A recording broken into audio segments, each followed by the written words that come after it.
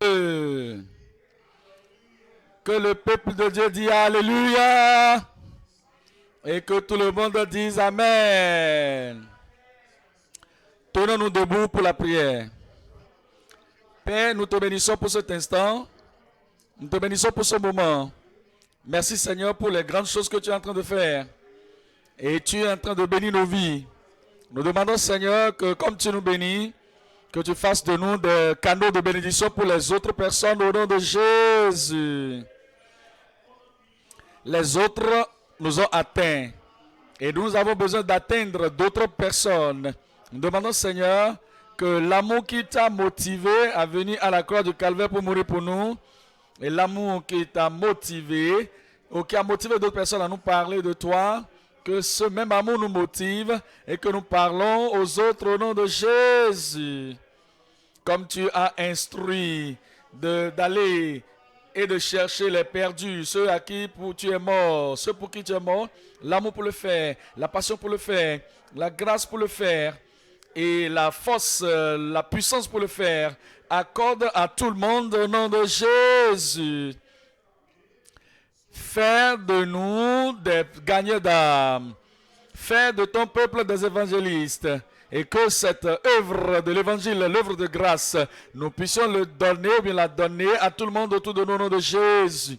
Seigneur, nous prions que les peurs, les craintes de l'homme soient enlevées, les timidités soient enlevées et que le courage, la sagesse du Seigneur, l'amour pour aller atteindre les gens, donne à tout le monde. Confirme la puissance de ta parole dans tous les cœurs ce jour.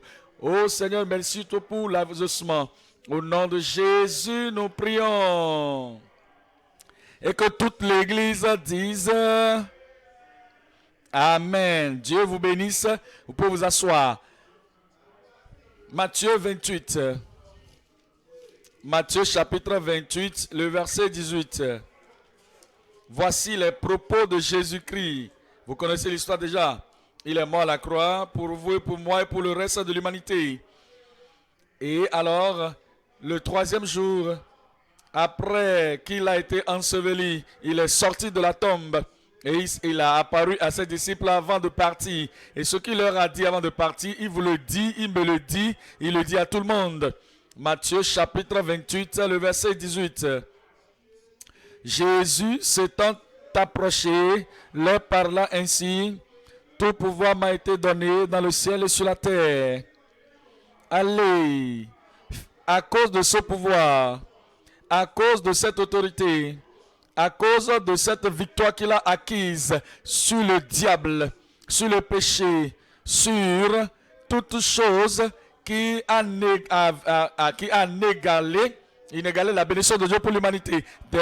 C'est pourquoi allez, faites de toutes les nations des disciples, les baptisant au nom du Père, du Fils et du Saint-Esprit. Enseignez-leur à observer tout ce que je vous ai prescrit. Et voici, je suis avec vous tous. Je vous avais vous tous les jours jusqu'à la fin du monde. Je pensais que quelqu'un allait dire Amen. Cela veut dire que tel qu'il a dit, je suis avec vous, toujours, à cause de cette grande commission, à cause de la prédication de l'évangile, je suis avec vous, toujours, comme vous le faites, comme vous sortez, comme vous touchez d'autres vies, comme vous atteignez les gens, comme vous cherchez les gens pour lesquels Jésus est mort. Il a dit, je suis avec vous tous les jours jusqu'à la fin du monde. Il espère que cette grande commission continue et que cette passion de gagner les âmes continue, que ce désir de chercher que les autres, de voir que les autres sont sauvés dans le royaume continue jusqu'à la fin du monde. La question est celle-ci. Comme nous allons dans toutes les nations, en prêchant la bonne nouvelle à toutes les nations, à qui devons-nous parler? À qui devons-nous parler? À qui devons-nous parler? À qui est-ce que nous devons atteindre? Qui est-ce que nous devons chercher pour l'amener dans le royaume? Marc, chapitre 16. Dans Marc, chapitre 16, le verset 15. Puis il leur dit, allez par tout le monde et prêchez la bonne nouvelle à toute la création. Prêchez la bonne nouvelle à toute la création. Il n'a pas dit que le monde viendra à nous. Il a dit que c'est nous. le peuple qui a la vérité, le peuple qui a l'évangile, le peuple qui détient l'amour de Dieu en eux. Et l'amour de Dieu les a transformés la vie et transformé leur vie. Et il dit que cet amour qui vous a atteint, que cet amour vous pousse maintenant à aller vers les autres et aller par tout le monde et prêcher cette bonne nouvelle, la même bonne nouvelle que vous aviez entendue à toute la créature. À toute la création, il nous dit pourquoi devons-nous parler d'atteindre toutes les maisons. C'est ça, nous parlons de gagner chaque maison. Pour Christ, Jésus a demandé d'atteindre tout le monde. Luc 19, 10. Luc 19, le verset 10. Car le Fils de l'homme est venu chercher et sauver ceux qui étaient perdus. La question est celle-ci. Combien étaient perdus? Tout le monde. Tout le monde dans toutes les maisons. Toute maison dans toute communauté dans toute localité, dans toute commune. Et toute commune dans tous les départements, tout le département dans le pays, tout le monde est perdu. Et il a dit qu'il est venu pour chercher non seulement peu de gens, mais pas seulement les favorisés, mais tout le monde qui était perdu. Et vous savez qu'il y a des gens qui sont dans le monde, dans votre monde, qui sont perdus. Dans le verset 13, ce qu'il nous a engagé à faire, il a commencé par le faire. Il n'a pas achevé cela, mais il a commencé. Beaucoup de personnes sont encore dehors là-bas et qui ont besoin d'être recherchées, qui ont besoin d'être appelées hors d'eux, qui ont besoin de venir dans le royaume. Et il dit dans le verset 13, il appela 10 de ses serviteurs. Regardez, serviteurs, 10 serviteurs, il prend 10 pour prendre le tout. Il prend 10 pour supposer le tout. Tous ses disciples, tous ses serviteurs, tous ses suiveurs, vous êtes inclus. Toi, tu es inclus, je suis inclus, nous sommes tous inclus. Il donna 10 mines, il appela 10 de ses serviteurs. Il les a donnés 10 mines. Et leur dit, qu'est-ce qu'il leur a dit? Dites-moi ça à haute voix. Faites-les valoir jusqu'à ce que je vienne. Soyez occupés jusqu'à ce que je revienne. Continuez de le faire jusqu'à ce que je revienne. Il nous a dit quelque chose. Et c'est quelque chose peut-être que vous avez dit. Ça là c'est déjà fait. Je n'ai pas besoin de le faire encore. Ça veut dire quoi ce que tu dis là? Je suis repenti. Je n'ai pas besoin de me repentir encore. Je suis né de nouveau. Je n'ai pas besoin de le faire. J'ai ceci, j'ai cela. Je n'ai pas besoin de le faire. Moi je suis sauvé. Je suis marié. Je ne peux pas le faire. Je suis à l'école, je n'ai pas encore fini, donc je ne vais pas le faire. J'ai compris, c'est bon. Mais il y a quelque chose que tu dois faire encore et encore. Et il a dit, occupez-vous, faites-les valoir, soyez occupés, soyez à l'œuvre, continuez de les chercher, continuez de les rechercher, continuez d'aller vers les âmes, les gens qui sont perdus, jusqu'à ce que je revienne. Ça, c'est la grande commission qu'il nous a donnée. Et nous n'avons pas besoin d'aller à la retraite concernant cela. La grande commission, nous ne pouvons pas relâcher nos efforts en cela. Nous continuons par le faire jusqu'à ce qu'il revienne. Regardez Luc chapitre 24, le verset 47. Luc chapitre 24, le verset 47. Et que la repentance et le pardon des péchés serait prêché en son nom. Et ce nom tient toujours jusqu'à ce jour. Ce nom est toujours efficace jusqu'à ce jour. Ce nom continue d'être donné à l'Église aujourd'hui. Et il dit que nous devons prêcher l'Évangile, la repentance, la rémission des péchés, le pardon des péchés en son nom à toutes les nations, à commencer par Jérusalem. Et il n'a pas encore fini, parce que les âmes continuent de naître, les âmes continuent d'être là-bas. Ce n'est pas encore fini parce que bien que vous avez beaucoup de gens dans l'église, ceux qui sont au dehors sont encore tellement nombreux qui sont en dehors du royaume. Ils ne sont pas encore nés de nouveau. Ils n'ont pas encore la régénération, le salut, la connaissance du salut. Ils n'ont rien de tout ça. Ils sont au dehors là-bas et Jésus est mort pour eux. Et il dit, cherchez-les. amenez-les dedans. Et quand vous les amenez dedans, ils vont venir dans la même grâce dans laquelle vous étiez venus. Regardez Jean 10. Jean chapitre 10, le verset 16. Jean 10, verset 16. Il dit, j'ai d'autres brebis dans la bergerie et je ne les ai pas encore eues. Il dit, d'autres bergeries, j'ai encore d'autres brebis qui ne sont pas de cette bergerie. Celles-ci, celles-là, il faut que je les amène. Elles entendront ma voix et il y aura un seul troupeau et un seul berger. Dieu merci, vous écoutez la voix de Dieu, la voix de Christ. Il y aura un seul troupeau et un seul berger. Nous allons les chercher. Nous allons les chercher. Nous allons les ramener dedans. La grande commission doit prospérer dans nos mains au nom de Jésus. Jean chapitre 17. Dans Jean 17, le verset 17. Sanctifie-les par ta vérité, ta parole est la vérité. Regardez le verset 18. Comme tu m'as envoyé dans le monde, je les ai aussi envoyés dans le monde. Voyez-vous quelque chose ici, le verset 17, sanctification est là. Verset 18, le gain des âmes est là. Si vous croyez la première œuvre, le verset 17, vous devez croire la deuxième, qui est le verset 19, du verset 18.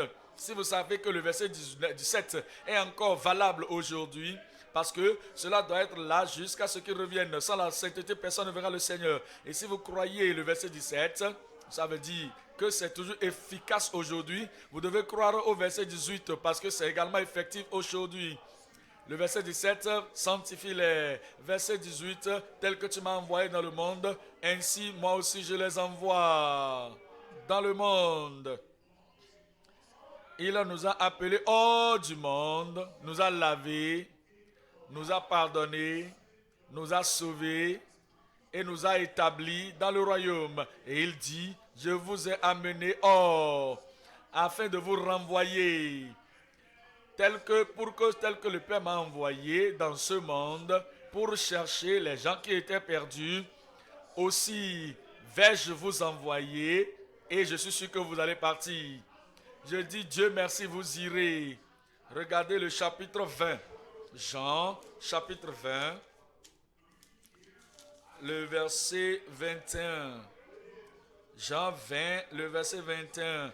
Jésus leur dit de nouveau, la paix soit avec vous. Que la paix soit avec toi. Je dis la paix soit avec vous tous. La paix dans vos âmes. La paix dans vos cœurs. La paix dans vos vies. Et la paix dans vos familles. La paix, que la paix soit avec vous. Écoutez ce qui suit. Comme le Père m'a envoyé, moi aussi je vous envoie. Regardez cela.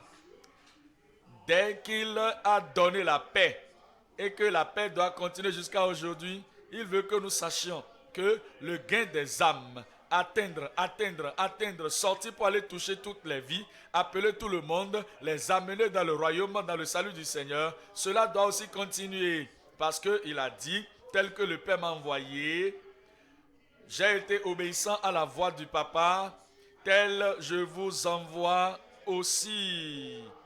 Actes des Apôtres, chapitre 1, verset 1, à partir du verset 1. Il dit, Théophile, j'ai parlé dans mon premier livre de tout ce que Jésus a commencé de faire et d'enseigner. Il n'a pas fini l'évangélisation, il n'a pas fini, il a commencé. Il n'a pas fini le fait de faire des miracles, il a commencé. Il n'a pas fini l'enseignement de la parole. Il y a encore des gens qui n'ont pas entendu après qu'il est mort, après qu'il soit ressuscité de mort, après qu'il soit élevé dans les cieux. Et que Jésus, il a seulement commencé l'œuvre. Et toi maintenant, le corps de Christ, toi maintenant, la voix de Christ, toi maintenant, les mains de Christ, toi maintenant, les pieds de Christ, doit continuer ce que le Maître a commencé. Dieu merci, vous serez fidèles. Est-ce que je parle de vous? Dieu merci, vous serez fidèles au nom de Jésus. Regardez Actes chapitre 5. Actes chapitre 5, le verset 19. Mais l'ange de l'Éternel de nuit ayant ouvert pendant la nuit les portes de la prison, les fit sortir et leur dit, allez, tenez-vous dans le temple et annoncez au peuple toutes les paroles de cette vie. Le Seigneur l'a dit. Maintenant, les anges sont venus confirmer et ils ont dit, vous êtes sous la persécution, vous êtes dans la prison, vous êtes arrêtés, la porte est ouverte maintenant. Sortez alors et allez prêcher la parole. Je prie que rien ne nous arrête, que rien ne vous amuselle la bouche, que rien ne vous empêche au nom de Jésus. Vous allez le faire. Je dis vous le ferez. Il faut le dire, je le ferai. Répétez ça et que le Seigneur confirme vos désirs au nom de Jésus. Comment ont-ils fait? Comment ont-ils fait cela? Verset 42. Acte 5, le verset 42. Et chaque jour, dans le temple et dans les maisons, voyez-vous cela? Voyez comment ils ont fait? Chaque jour, dans le temple et dans les maisons. Vous savez quoi? L'église primitive ne pensait pas, est-ce que le temple est prêt? On n'a pas besoin d'être tous dans le temple. Est-ce que notre église locale, on est déjà là et tout le monde... Ils écoutent la parole du Seigneur dans l'église locale. Nous le faisons déjà. C'est déjà bon. Le peuple n'a pas dit. Et on a déjà des conférences, des retraites, des ceci, des cela. On a invité des gens qui sont venus. Ça, c'est très bon. C'est bon. Ensemble, nous le faisons. Dans le temple, nous le faisons. Dans l'église locale, nous le faisons. Dans la retraite, nous le faisons. Dans les croisades, nous le faisons. Mais regardez ce qu'ils ont fait ici. Ils ont amené cela du temple dans les maisons. Ils ont amené cela de l'assemblée, la grande. Ils ont amené cela de la communion pour aller dans chaque maison, dans toutes les maisons. Que tout le monde dise dans les maisons. Ça, c'est parler. Je dis, criez, criez, dans toutes les maisons. Et dans toutes les maisons, ils n'ont pas cessé d'annoncer et d'enseigner la bonne nouvelle de Jésus-Christ. Tel cela était en ce moment, tel sera cela aujourd'hui. Je dis cela sera ainsi aujourd'hui. Le Seigneur compte sur vous et le Seigneur dépend de vous. Vous faites partie de son corps. Vous êtes le saint de Dieu, le peuple de Dieu. Et il dit qu'il vous a envoyé de sortir tel que le Père l'avait envoyé. Il a dit aux premiers disciples, voyez comment ils ont fait cela dans les maisons et nous allons aussi le faire dans les maisons au nom de Jésus. Ce matin, nous parlons de gagner chaque maison pour Christ. Gagner chaque maison, de façon littérale, chaque maison pour Christ. Nous parlerons de 3 choses. Numéro 1, le plan de Dieu pour le salut de toutes les maisons. Le plan de Dieu de salut pour toutes les maisons. Le Dieu Tout-Puissant a un plan. Et il a un plan qu'il a donné entre les mains de l'Église. Et il a dit, voici mon plan. Tout ce dont nous avons besoin de faire, c'est de sortir, de lire à propos de ce plan, de comprendre ce plan et de sortir avec ce plan entre les mains et de tout faire pour que le plan soit exécuté. Ce sera fait. Le plan de Dieu de salut pour toutes les maisons. Numéro 2. La grande passion avec les stratégies pour évangéliser les maisons. La grande passion et stratégie pour l'évangélisation des maisons. Numéro 3. La présentation guidée du Sauveur à toute la maisonnée. La présentation guidée du Sauveur à toute la maisonnée. Lorsque vous allez dans cette maison, allez dans l'autre maison, allez dans l'autre maison, dans toutes les maisons, l'Esprit de Dieu doit vous guider. Comment présenter cette bonne nouvelle? Comment présenter cette bonne nouvelle? La nouvelle de joie. Comment présenter l'évangile à toute la maisonnée? La présentation guidée du Sauveur à toute la maisonnée ou à toutes les maisons. Numéro 1, c'est quoi? Je vous entends à peine. Vous pouvez faire ça mieux. Dieu vous bénisse. Le plan de Dieu de salut pour toutes les maisons ou chaque maison. Pensons à ceci. Lorsque Dieu s'est révélé pour la première fois dans des termes clairs au peuple à propos de son salut, comment avait-il fait cela? De quelle manière s'était-il révélé avec ce plan de salut? Nous devons retourner dans Exode 12. Exode 12. C'était le jour où Dieu devait descendre dans sa miséricorde et la pénalité de mort qui planait sur la tête de tout le monde, le Seigneur devait l'enlever et épargner les enfants d'Israël. C'était l'image du salut pour tout le monde. La parabole de salut pour tout le monde. La Pâque qui était venue représenter le salut pour tout le monde. Chacun d'eux. Exode 12. Exode chapitre 12, le verset 3. Exode 12, le verset 3. Parlez à toute l'assemblée d'Israël et dites, le 10e jour de ce mois, on prendra un agneau pour chaque famille, un agneau pour chaque maison. Un agneau pour chaque maison. Ça, c'est le commencement de la révélation claire du plan de salut de Dieu, le Dieu Tout-Puissant lui-même. Et c'est ce commencement même qu'il a dit, le salut vient au travers de l'âme, au travers de l'agneau. L'agneau sera le substitut, l'agneau serait le sacrifice, l'agneau serait un agneau pour chaque maison, Le verset 4, il dit, si la maison est trop peu nombreuse pour un agneau, on le prendra avec son plus proche voisin. Selon le nombre des personnes, vous compterez pour cet agneau d'après ce que chacun peut manger. Ce sera un agneau sans défaut, mâle. En ce moment, le Dieu Tout-Puissant regardait à ce lieu, à ce jour où l'agneau parfait va venir. Jésus-Christ, regardez, voici l'agneau de Dieu qui ôte le péché du monde. Sans tache, ni ride, ni rien de semblable, parfait. Et comme le Seigneur regardait à cette venue de son Fils unique, il a dit que votre agneau ici doit être sans défaut, mâle d'un an. Et vous le prendrez parmi les troupeaux.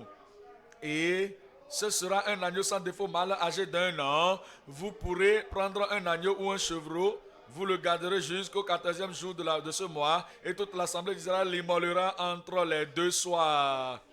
On prendra de son sang et on en mettra sur les 2 poteaux et sur le linteau de la porte des maisons où on le mangera. Cette même nuit, on en mangera la chair rôtie au feu. On la mangera avec des pains sans levain et des herbes amères. Vous ne le mangerez point à demi-cuit et bouilli dans l'eau, mais il sera rôti au feu avec la tête, les pieds, les jambes et l'intérieur. Vous n'en laisserez rien jusqu'au matin. Et s'il en reste quelque chose le matin, vous le brûlerez au feu. Verset 11. Quand vous le mangerez, vous aurez vos reins sains, vos souliers aux pieds et votre bâton à la main. Et vous le mangerez à la hâte. C'est la Pâque de l'Éternel. Cette nuit-là, je passerai dans le pays d'Égypte et je frapperai tous les premiers-nés du pays d'Égypte depuis les hommes jusqu'aux animaux, et j'exercerai des jugements contre tous les dieux de l'Égypte. Je suis l'Éternel. Le sang vous servira de signe. Le sang vous servira de signe, de symbole, d'un emblème sur les maisons où vous serez.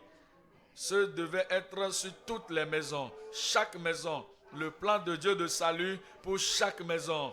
Et lorsque je verrai le sang, dites-moi ce qui est sur l'église.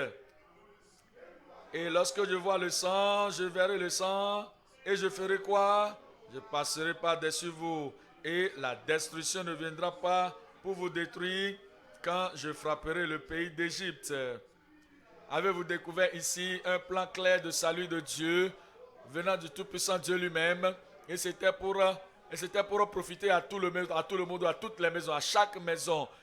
Lorsque vous retournez au temps de Noé, vous allez découvrir dans Genèse chapitre 7, Genèse 7, le plan de Dieu de salut, le plan de Dieu de rédemption, le plan de Dieu pour la rédemption des gens qui sont dans le monde. Ce devait être pour chaque maison. Et c'est pour cela qu'aujourd'hui, en regardant à la bonne nouvelle, en regardant à la grande commission, vous devez le faire systématiquement. Vous devez le faire effectivement, efficacement. Vous devez le faire stratégiquement. Et vous devez atteindre chaque maison pour le Seigneur.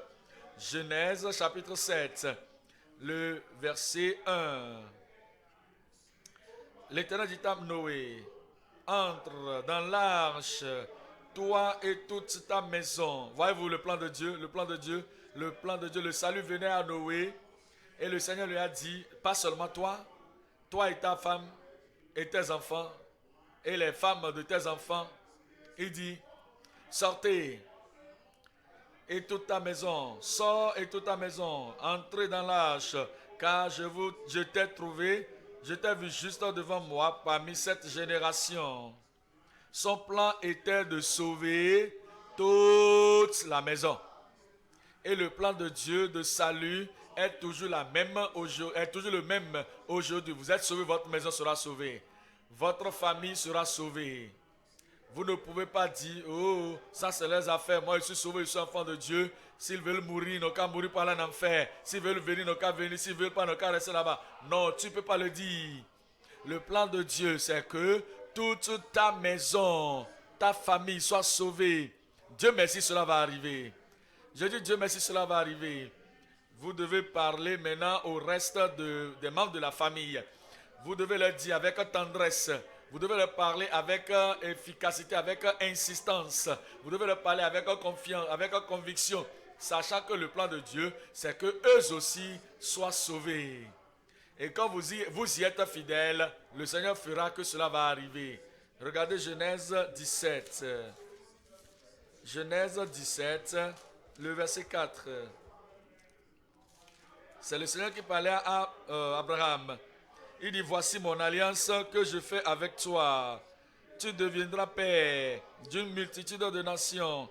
On ne t'appellera plus Abraham, mais ton nom sera Abraham, car je te rends père d'une multitude de nations. Je te rendrai fécond à l'infini. Je ferai de toi des nations, et des rois sortiront de toi. J'établirai mon alliance entre moi et toi et tes descendants après toi. Selon leur génération, ce sera une alliance perpétuelle, en vertu de laquelle je serai ton Dieu et celui de ta postérité après toi. Regardez ce qui suit maintenant. Je te donnerai, et à ta descendance, à tes descendants, j'allais dire, après toi, le pays que tu habites comme étranger, tout le pays de Canaan, en possession perpétuelle, et je serai leur Dieu. Et le Dieu dit: Abraham, toi, tu garderas mon alliance, toi et tes descendants après toi, selon leur génération. C'est ici mon alliance que vous garderez entre moi et vous, et ta postérité après toi, tout mâle parmi vous sera circoncis. Vous vous circoncirez et ce sera un signe d'alliance entre moi et vous. Vous vous circoncirez, vous enlèverez le prépuce, ce sera un signe, un emblème, une représentation d'alliance entre moi et vous. À l'âge de 8 jours, tout mâle parmi vous sera circoncis, selon vos générations. Qu'il soit né dans la maison, qu'il soit né où dans la maison, ou qu'il soit acquis à prix d'argent de tout fils d'étranger sans appartenir à ta race. Le Seigneur dit que je fais une alliance avec toi. Toi, tu as vu ma faveur, tu as eu ma faveur. Et je voudrais que cette même faveur parvienne à tout le monde dans ta maison, même aux serviteurs dans ta maison. Voyez-vous, le plan de Dieu pour le salut, c'est pour tout le monde, chaque maison. Voyez maintenant le Nouveau Testament, Actes chapitre 11. Acte 11, le plan de Dieu pour le salut de tout le monde, de chaque maison. Votre maison est incluse. Je dis votre maison est incluse. Acte 11, le verset 13. Cet homme nous raconta, c'est le Pierre qui faisait le rapport à l'église, parlant de Corneille. Il dit, cet homme nous raconta comment il avait vu dans sa maison l'ange se présentant à lui et disant, envoie à Joppé et fais venir Simon surnommé Pierre, qui te dira des choses. C'est ce que l'ange a dit à Corneille.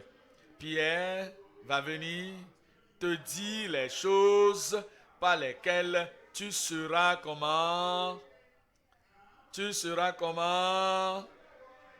Tu seras sauvé, toi et qui? Toi et qui? Toute ta maison. Voyez-vous, dans la main de Dieu, dans le plan de Dieu, dans le désir de Dieu, il ne veut pas que quelqu'un périsse. Toutes les maisons, chaque maison, famille après famille, location après location. Il voudrait que tout le monde, localité après localité, que tout le monde écoute la parole, l'évangile. Comment vont-ils écouter? L'évangile a été annoncé par Corneille a reçu le message de l'évangile. Mais l'ange pouvait parler, dire le message. Non, ce n'est pas son ministère de dire la parole de l'évangile. Il savait, celui qui pouvait le faire, celui qui connaît la parole, c'est Pierre. Pierre est là. La grande commission n'a pas été donnée aux anges. Cela a été donné aux hommes. Et les hommes doivent atteindre toutes les maisons, chaque maison. Venez ici, là où vous êtes, à Césarée, là où tu es, Corneille, pour déclarer la parole de Dieu à tout le monde. Et ainsi, toi et toute ta maison, vous serez sauvés. Actes chapitre 16. Le verset 30. Actes chapitre 16.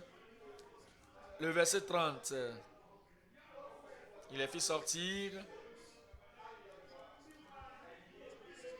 et il dit, Seigneur, que faut-il que je fasse pour être sauvé? Ici, vous devez savoir, Paul et Silas étaient en prison. Et ici, il s'agit du Philippien geôlier.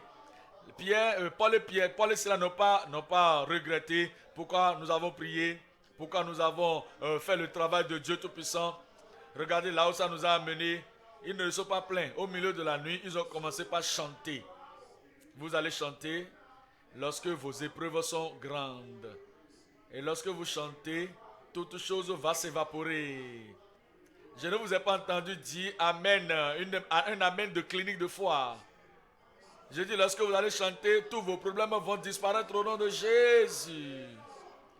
Et alors, ils ont commencé par chanter. Et tous les prisonniers les écoutaient, les prisonniers et les prisons ont eu les portes ouvertes. Lorsque cela est fait, le geôlier voulait se tuer. C'est comme si tout le monde est sorti, ils sont partis. L'apôtre Paul a crié pour dire, non, ne fais pas ça, nous sommes tous ici.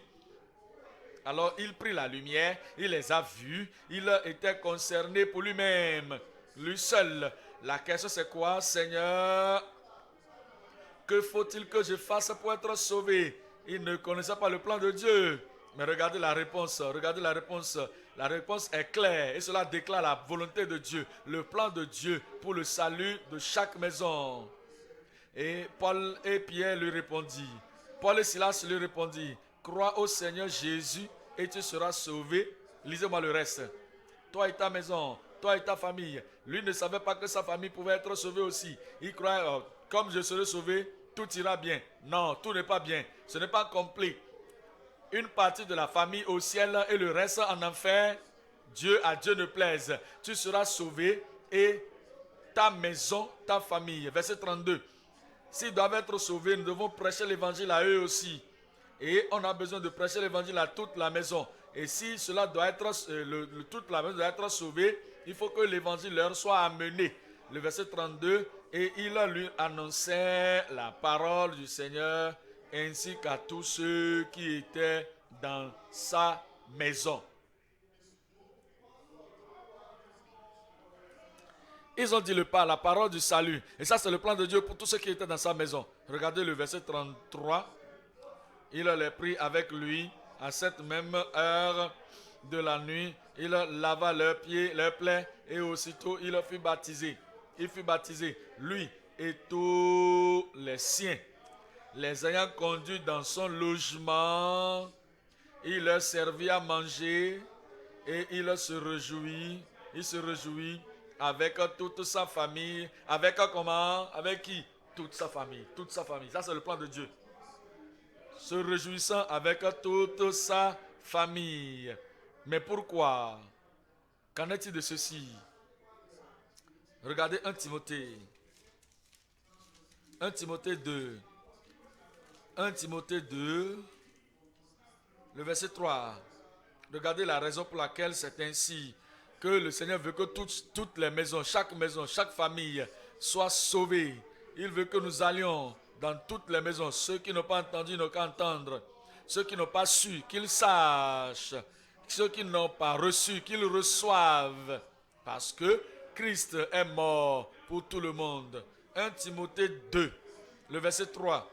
Cela est bon et agréable devant Dieu, notre Sauveur, qui veut que tous les hommes soient sauvés. Et tous ces hommes sont dans les maisons. C'est pourquoi vous devez aller dans les maisons, une à une, les atteindre d'une manière consistante, entière et systématique. Vous les atteignez, qui veut que tous les hommes soient sauvés et parviennent à la connaissance de la vérité. Car il y a un seul Dieu et aussi un seul médiateur entre Dieu et les hommes, Jésus-Christ, homme, qui s'est donné lui-même en rançon pour nous. C'est là le témoignage rendu en son propre temps, parce que Christ est mort pour nous. Voilà pourquoi il voudrait que nous atteignions tout le monde. Il voudrait que nous cherchions les perdus dans tous les lieux. 2 Pierre, chapitre 3, verset 9. 2 Pierre 3, verset 9. 2 Pierre, chapitre 3, le verset 9. Le Seigneur ne tarde pas dans l'accomplissement de sa promesse, comme quelques-uns le croient. Mais il use de patience envers tous, envers vous, ne voulant pas qu'aucun périsse. Voyez-vous cela? Ça, c'est l'amour. Dieu, il est amour. Il ne veut pas que quelqu'un périsse. Ils ont péché. Oui, c'est vrai. Nous tous, nous étions des pécheurs. Mais malgré ça, sa miséricorde nous a atteints. Sa grâce nous a atteints. Son amour nous a atteints. Sa faveur nous a atteints. Et comme cela nous a atteints, il veut également atteindre les gens, les autres. Dieu merci, cela va les atteindre. Au travers de vous, de moi et de tout le monde, cela va les atteindre au nom de Jésus. Parce qu'il ne veut pas que quelqu'un périsse, mais que tout le monde parvienne à la repentance. C'est très clair, nous avons vu cela maintenant. C'est le plan. Le plan de Dieu maintenant pour le salut, pour chaque maison. Mais, comment faisons-nous cela? Comment atteignons-nous toutes les maisons? Point numéro 2 maintenant. La grande passion avec des stratégies pour évangéliser les maisons. Grande passion et stratégie pour l'évangélisation des maisons. Regardez-moi s'il vous plaît. Maintenant, il y a des gens qui ont la passion, le feu. Ils sont chauds à l'intérieur, enthousiasmés, excités, mais il n'y a pas de stratégie, il n'y a pas de méthode. C'est seulement feu, feu, feu. Et ils ne savent pas ce qu'ils veulent consommer avec le feu. Ils n'ont pas la stratégie qu'il faut, la méthode qu'il faut pour faire que le feu puisse vraiment accomplir ce pourquoi il est attisé. La passion doit être avec les stratégies. Il y a des gens de l'autre côté. Ils sont sages. Ils développent des plans, des stratégies. Et ils font la cartographie de tout. Ils font les calculs. Ils regardent la population. Ils font les calculs. Ils regardent les communes, les provinces. Ils mettent tout sur le papier. Ils sont des vrais stratégistes. Mais il n'y a pas de passion. Il n'y a pas de passion. Ils sont là, moribonds. Ils sont mollusques là. Ils sont vraiment léthargiques. Ils sont vraiment faibles, froids. Il n'y a pas de stratégie. Stratégie sans passion, passion sans stratégie ne nous amènera nulle part. Les deux doivent aller de pair. Il y a de la grande passion et il y a des stratégies. Alors nous allons évangéliser chaque maison dans nos communautés au nom de Jésus. Donnez-moi l'amen des gens passionnés.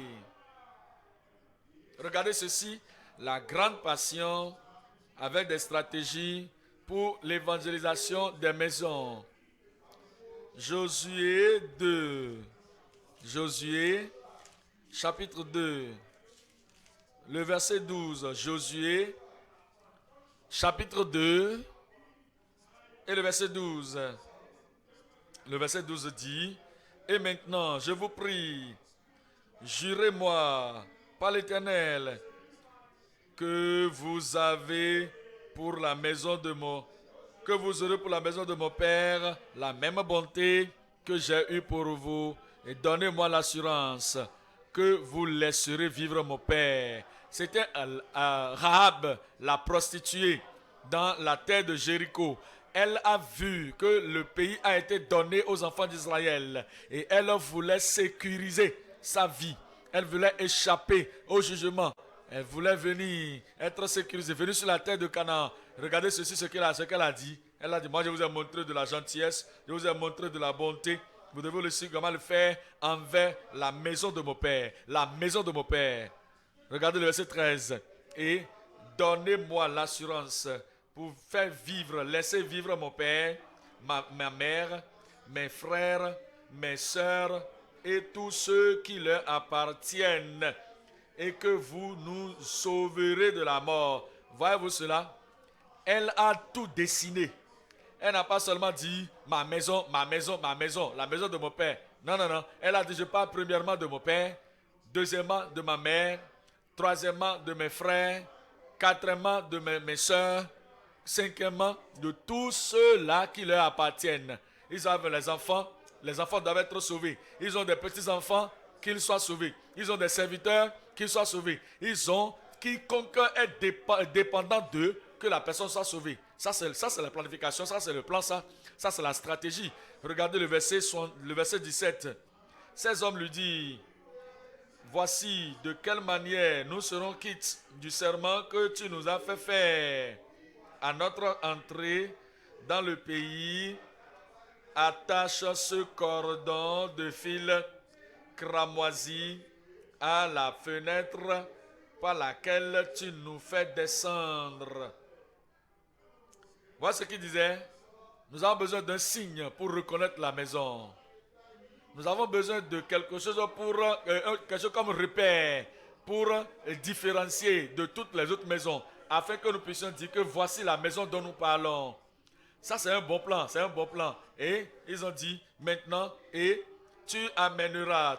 Ils ont dit que tu les amèneras. Nous ne connaissons pas ton père, toi tu connais ton père. Regardez, ça c'est la stratégie. Nous te connaissons, nous t'avons contacté. Et toi tu vas aller contacter ton père, ta mère et tes frères et toute la maison de ta famille. Et tu les amèneras auprès de toi. Il ne doit pas être éparpillé ici et là. Ça, c'est une stratégie, ça. Que nous allons toucher ta vie. Nous venons dans une maison. Et quand nous venons dans cette maison, quelqu'un est né de nouveau. Quelqu'un est en train de se réjouir. Et il dit, gloire à Dieu, je suis né de nouveau. Je veux aller avec vous. Je ne peux pas laisser rester ici. Je dois venir vivre avec vous. Non, tu ne peux pas le faire. Reste là, là où tu es. Et à travers toi, ton papa, ta mère, tes parents, tout le monde sera sauvé. Regardez le verset 19. Verset 19. Si quelqu'un d'entre eux sort de la porte de ta maison pour aller dehors, son sang retombera sur sa tête parce que nous ne pouvons pas les reconnaître, nous ne les connaissons pas. C'est lorsqu'ils sont au-dedans avec toi ici que la maison avec le signe est là que nous allons reconnaître. Nous reconnaissons la maison et nous te reconnaissons.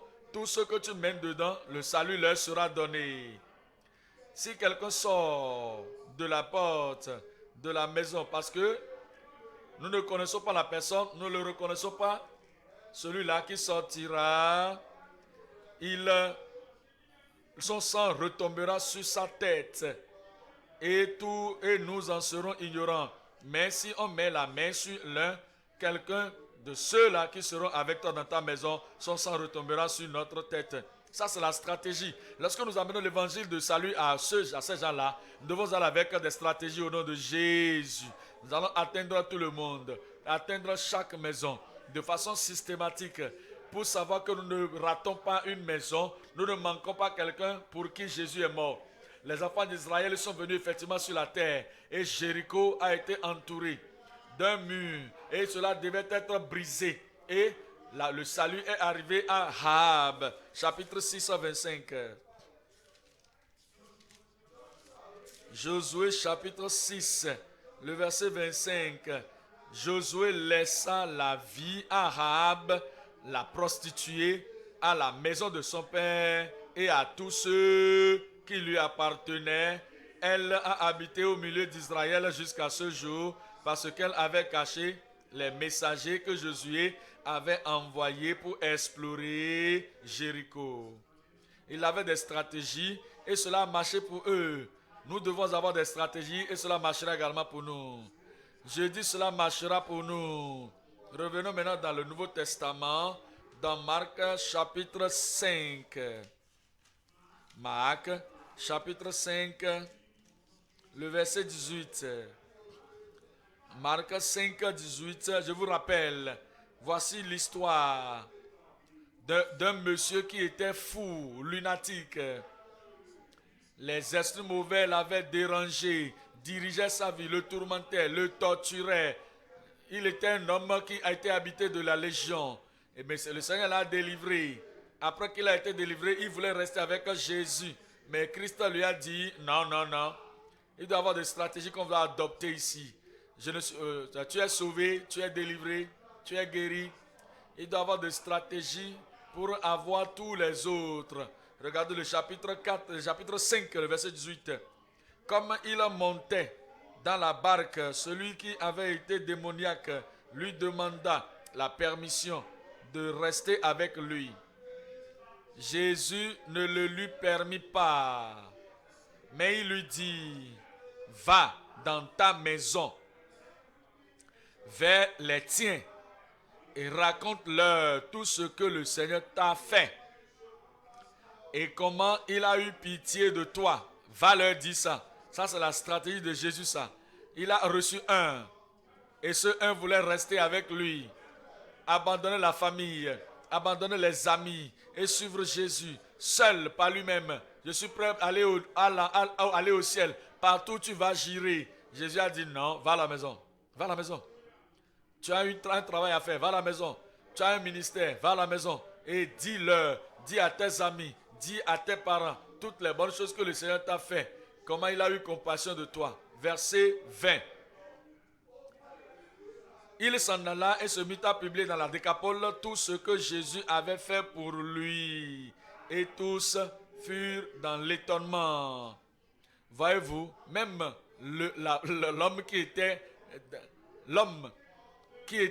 en enfer, même lui aussi, l'homme qui était en enfer, Dans Luc 16, Luc 16, 27. Luc 16, 27. Il a entendu l'évangile très tard. Il avait conduit à propos de la repentance très tard. Il avait entendu à propos de la possibilité d'aller au ciel très tard. Il était déjà en enfer. Dans Luc 16, verset 27. Et il a dit, le riche a dit, je te prie donc, Père Abraham, d'envoyer Lazare dans la maison de mon père. Il dit, je suis ici en enfer, je ne peux pas aller de l'autre côté, je ne peux pas sortir de ce lieu, mais envoie-le dans la maison de mon père, car j'ai encore 5 autres frères, afin qu'ils puissent leur raconter ce que je souffre ici, de peur qu'ils ne viennent aussi dans ce lieu. Il avait le désir, c'était trop tard. Le désir trop tard, la passion était trop tard. On peut l'amener, on peut l'appeler l'excitation, c'était trop tard. Il dit, je ne peux pas le faire, je souhaiterais bien le faire. Je souhaiterais bien le faire. Oh, j'aurais voulu connaître ceci. Ça, c'est la stratégie pour atteindre tout le monde. Luc, chapitre 19, le verset 5. Luc 19.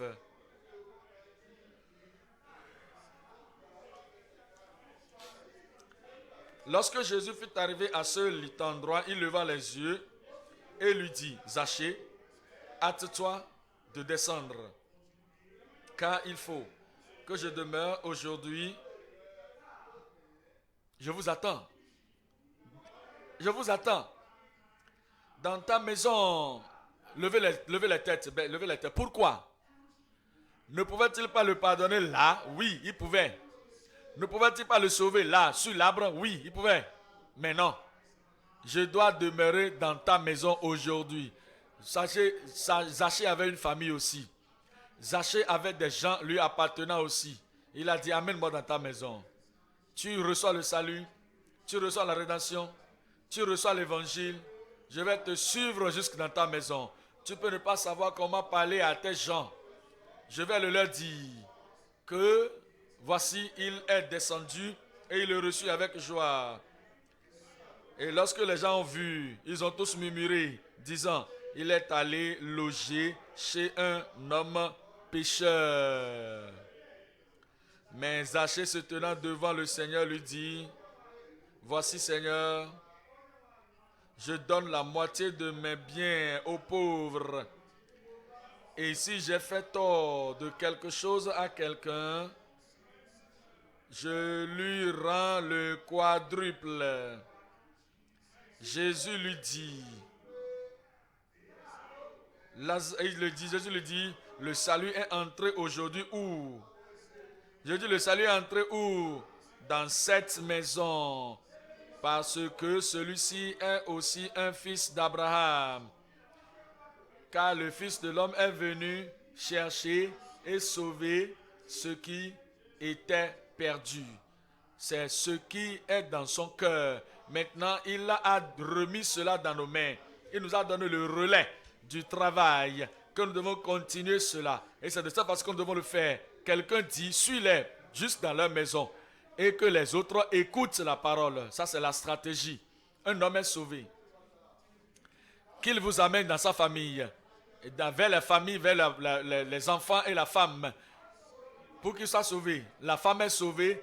Qu'elle vous amène dans la famille. Le reste de la famille doit être sauvé. Alors ainsi Jésus a dit dans le verset 13. Il a appelé ses 10 serviteurs.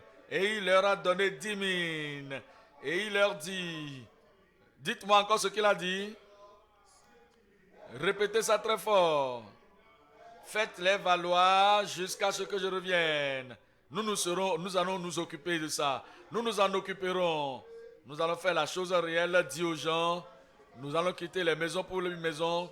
Et toutes les maisons vont écouter l'évangile au nom de Jésus. Maintenant. Comme nous faisons cela, comment est-ce que nous le faisons? Les stratégies, oui, c'est bon. Les stratégies, c'est pour cadrer, dessiner, faire le plan de ce que nous voulons atteindre toutes les familles, toutes les maisons dans la localité, sans manquer quoi que ce soit. Lorsque nous entrons là-bas, ce n'est pas seulement d'entrer, nous devons parler, nous devons révéler le plan de Dieu, la parole de la vie Ce qui nous amène au point numéro 3 maintenant, la présentation guidée du Sauveur. Nous présentons le Sauveur aux gens. La présentation guidée du Sauveur à toute la maisonnée ou à toutes les maisons. Proverbe 11.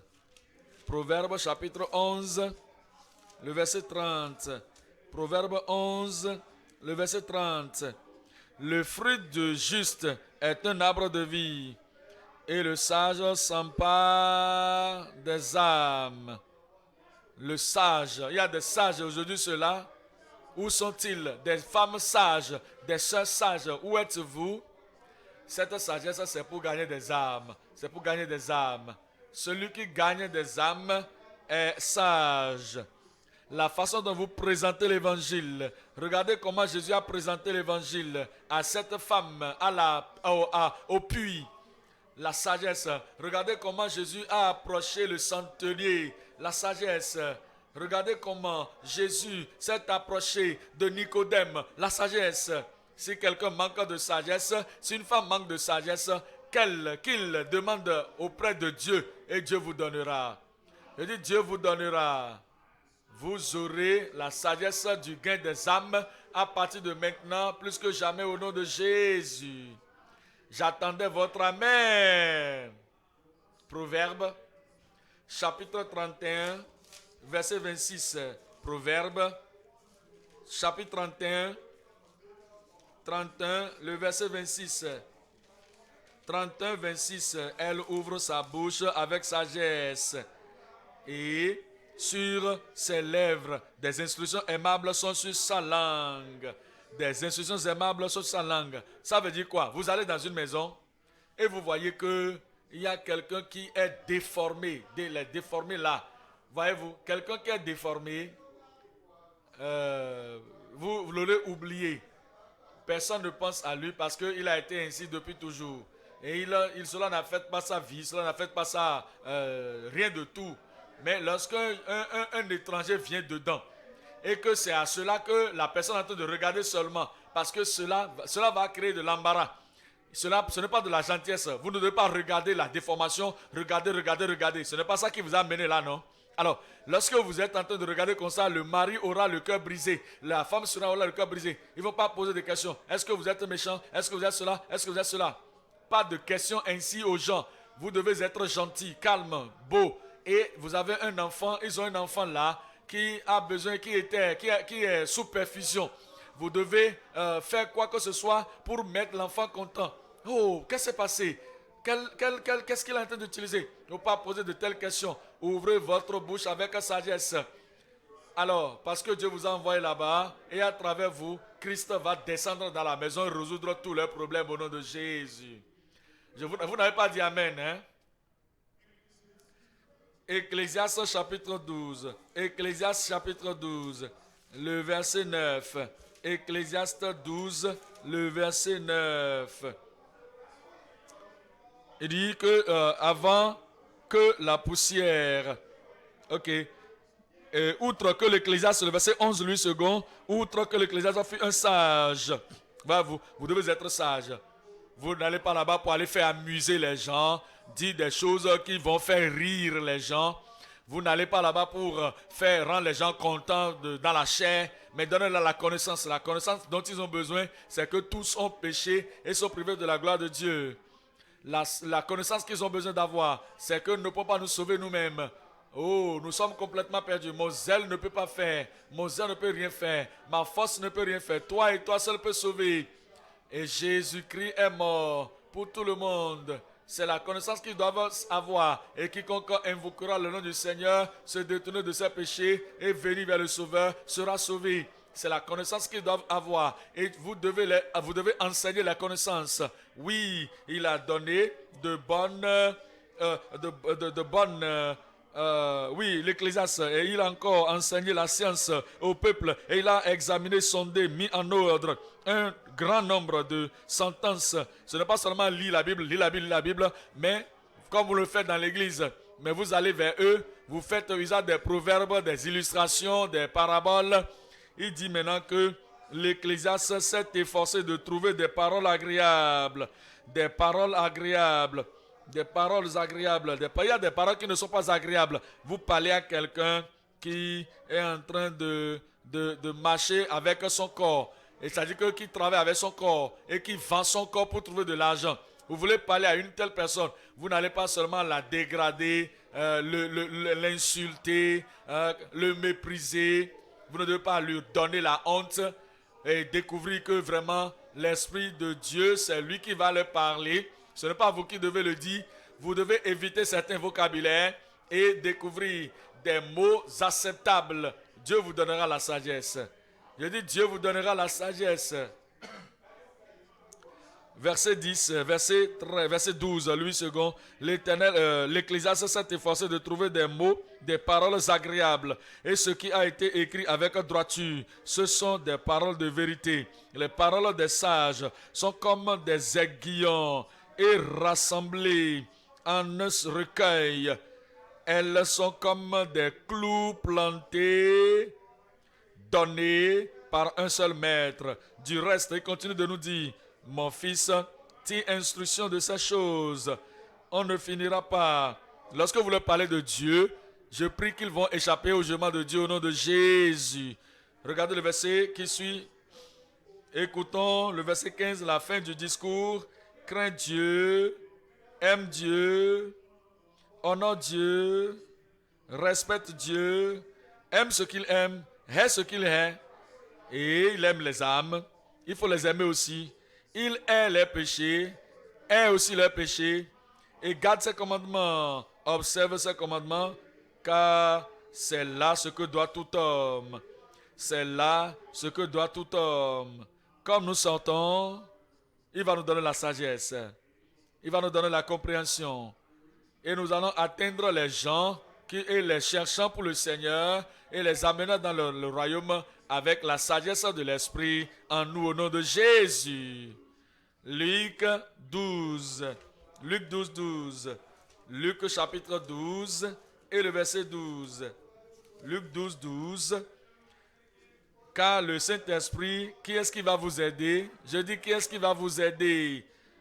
Car le Saint-Esprit vous enseignera à l'heure même ce qu'il faudra dire.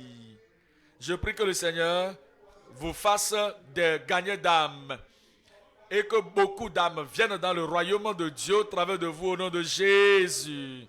Luc chapitre 21, Luc 21, verset 15. Luc 21, verset 15. Car je vous donnerai une bouche et une sagesse à laquelle tous vos adversaires ne pourront résister ou contredire. Le Seigneur le fera pour vous. Et le Seigneur fera de nous des ambassadeurs pour son nom, des ambassadeurs pour sa gloire. Et quand nous sortons de maison à maison, beaucoup viendront à connaître le Seigneur au travers de vous, au travers de moi, au travers de nous tous au nom de Jésus. Regardez, dans 2 Corinthiens chapitre 5, 2 Corinthiens 5, le verset 11. 2 Corinthiens 5, le verset 11. Nous considérons le verset 11. Connaissant donc la crainte du Seigneur, nous cherchons à convaincre les hommes. Voici ce qu'il faut faire. Vous sortez de maison en maison, de maisonnée en maisonnée, et vous touchez des vies. Vous parlez à des individus, vous parlez à des familles, vous parlez aux jeunes, vous parlez aux adultes. Vous connaissez la terreur de Dieu, vous connaissez le jugement de Dieu. Et à cause de cela, vous devez parler avec conviction, de façon persuasive, pour qu'ils se détournent de leurs péchés et venir au Seigneur. Ce n'est pas seulement sortir. Nous avons accompli la justice. Je suis allé, j'ai parlé, ils n'ont pas accepté. Je leur ai donné des traités, ils n'ont pas accepté. Je leur ai révélé ma mission à eux, ils n'ont pas accepté. J'ai accompli la justice. Non, non, non, non, c'est pas ça. Ce n'est pas ça, c'est pour sauver les âmes. Vous allez les persuader. Dieu vous donnera la sagesse. Le verset 18 de ce même chapitre. Verset 18. Et tout cela vient de Dieu, qui nous a réconciliés avec lui par Christ et qui nous a donné le ministère de la réconciliation. Il nous a donné, vous a donné le ministère de la réconciliation. Il va faire prospérer ce ministère entre vos mains au nom de Jésus, pour lequel, car Dieu étant en Christ, réconciliant le monde avec lui-même, en n'imputant point aux hommes leurs offenses, et il a mis entre nos mains la parole de la réconciliation, la parole qui va les amener à Dieu, pas la parole qui va les chasser loin, non. Maintenant, nous faisons donc des fonctions d'ambassadeurs pour Christ. Nous faisons les fonctions d'ambassadeurs pour Christ.